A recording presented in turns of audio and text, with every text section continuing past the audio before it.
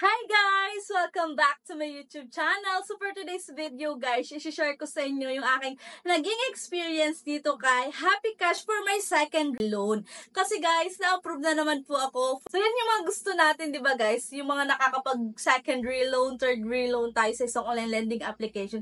Kasi doon natin masasabi na talaga namang legit ito. Kasi nakapag reloan po tayo. So ngayon guys, i-share ko sa inyo maganda yung experience ko for my secondary loan dito kay Happy Cash. So, kaya guys, kung gusto nyong malaman, just keep on watching. But before we continue guys, disclaimer lamang po, hindi po tayo agent or promoter ng any online lending application na ating nire-review dito sa ating YouTube channel. Tayo po is nag-share lang ng ating personal experience ng paglo-loan sa kanila. So, yun po. So, tara guys, balik na tayo kay Happy Cash. So, guys, talaga namang mapapa-happy ka dito kay Happy Cash. Kasi talaga namang legit at maaasahan si Happy Cash. Para sa akin, guys, napapa-happy talaga ako. And maraming nag-comment to sa ating first video, guys, nung pag-apply o yung first loan ko kay Happy Cash. Kung hindi nyo pa napapanood, guys, i-watch nyo muna yon. So, doon mababasa nyo naman din po yung mga comments na nagsasabi naman talaga na legit ito and maganda yung kanilang naging experience.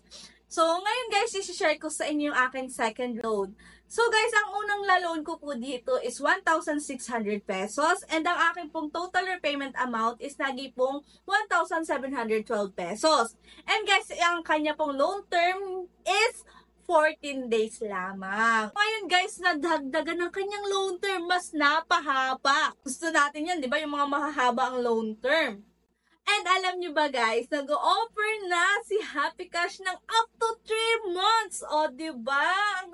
Mahaba-haba po yung loan term na yun para sa mga nangungutang na katulad natin. So, ipapakita ko po sa inyo guys kung magkano ba yung kanyang interest at magkano yung service fee na nadagdag para at least magkaroon po kayo ng idea kung kayo po is magsa-secondary loan sa kanya. So, yun po.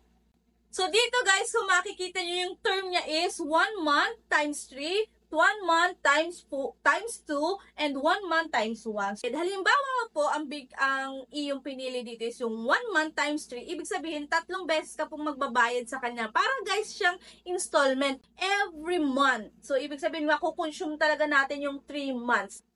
So, dito halimbawa lang po guys, kasi ang na-loan ko dito is 1,600 pesos. And ang aking dito kinuha guys is yung up to 3 months. Narito po yung kanyang repayment plan. So, meron ditong period 1, period 2, and period 3. So, ibig sabihin guys, yun yung first month, second month, and the third month.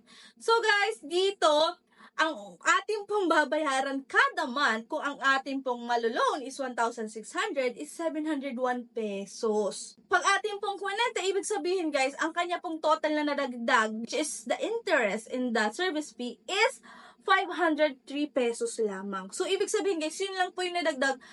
For 3 months na po ha. For 3 months na po yun. Lumalabas na 5 pesos lang kada araw yung nadadagdag doon sa ating loan o yung kanyang nadadagdag sa interest and the service fee. O, diba? 5 pesos lang yun. And makikita nyo rin naman dito sa repayment plan yung principal, yung interest, and then the service fee. So, ang period 1 is August 15, period 2 is September 15, and October 15. So, ayan guys. So, hindi mabigat sa bulsa, diba? Kaya naman guys, talagang legit na legit itong si Happy Cash. Tingnan naman natin dun sa pag 2 months lang po yung ating kukunin. So dito guys, ang ating pong babayaran is 985 pesos.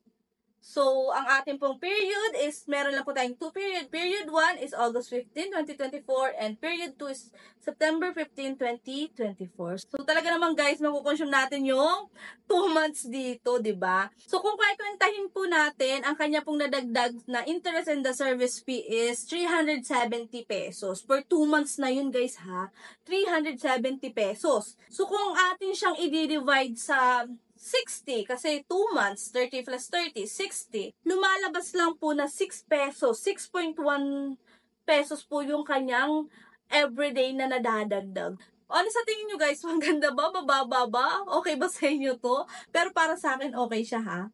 And guys, doon naman tayo sa 1 month. So, ang akin pong babayaran kung 1 month ang akin kukunin dito is 1,840 pesos. So, ang kanya naman guys na dagdag is 240.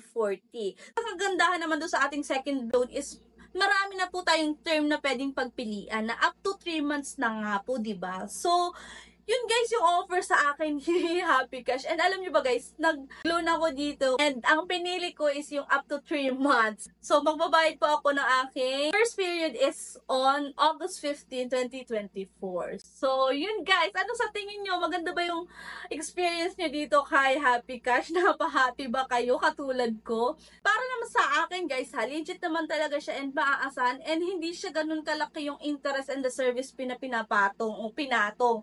Kasi guys, compare natin sa ibang online lending application na talaga namang kalahati na lang yung ating ma-receive. And take note lang guys, meron siyang ibabawas sa inyong 20 pesos pag ipapadala na po sa inyo yung pera. Kasi yun po yung transaction fee. So yun po, 20 pesos lang naman guys. Alam naman natin na kada magta-transact tayo ng money, syempre merong fee talaga. So, asahan na po natin talaga yun. So, yun po yung about kay Happy Cash. Ano ba? Nag-loan na ba kayo dito? Nag-reloan na ba kayo dito? Share nyo naman sa comment section yung inyong experience dito kay Happy Cash. So, yun lang for today's video, guys. So, see you on my next video. And kung hindi ka pa po nakasubscribe, subscribe ka na sa ating YouTube channel. I-like mo na itong video natin and mag-comment ka na rin. So, bye-bye, guys! Thank you for watching!